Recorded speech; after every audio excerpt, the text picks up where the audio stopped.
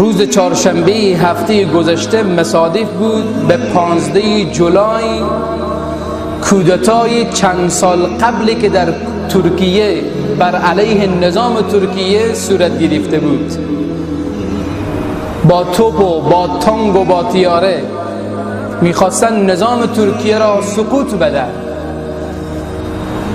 اما اونهایی که در دلشان محبت رب العزت و الجلال نهفته بود، خدا را دوست داشتن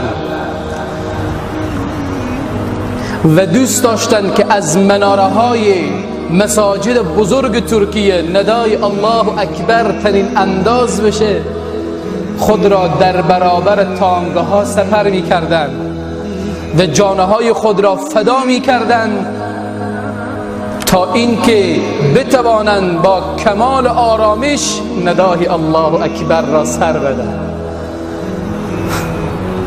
کسی اونها را مانع شده نتواند از اینکه به خانه خدا بیایند و خدا را در درون خانهش سجده بکنند و بگن سبحان ربی الاعلا.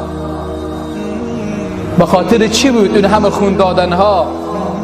ملت قهرمان ترکیه به خاطر که دین در درون دلشان بود و نمیخواستند که از مناره های بزرگ مساجد ترکیه ندای الله اکبر قطع نشد.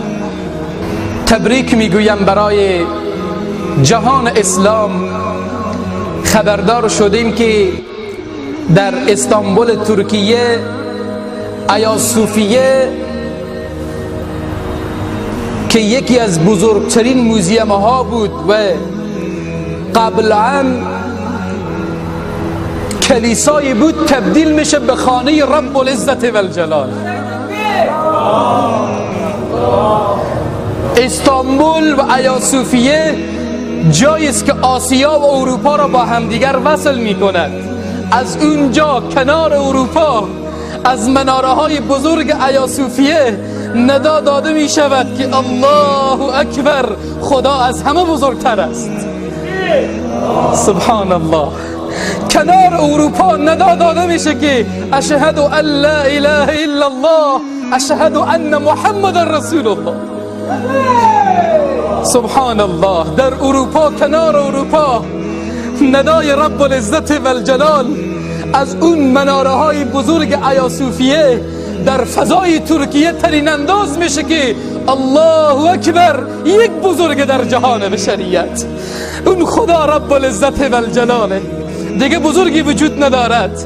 اروپاییان بدانید اشهد ان محمد رسول الله، محمد رسول الله رهبر بشریته که توسط رجب طیب اردوغان رئیس جمهور ترکیه الله رب العزت و الجلال او را حفظ فرماید، کلیسای تبدیل میشه به خانه خدا که مسلمان ها در اینجا سر بگذارن بگن سبحان ربی الاعلا، پروردگار ما هستی. خدایا دین تو چقدر عظیم و بزرگه، کلیساها تبدیل به خانه تو می شود. از داخل کلیسا ندا بالا میشه اشهد ان محمد رسول الله، محمد رهبر بشریته. اشهد ان لا اله الا الله، هیچ معبودی وجود ندارد، یک معبوده و هم رب بشریته.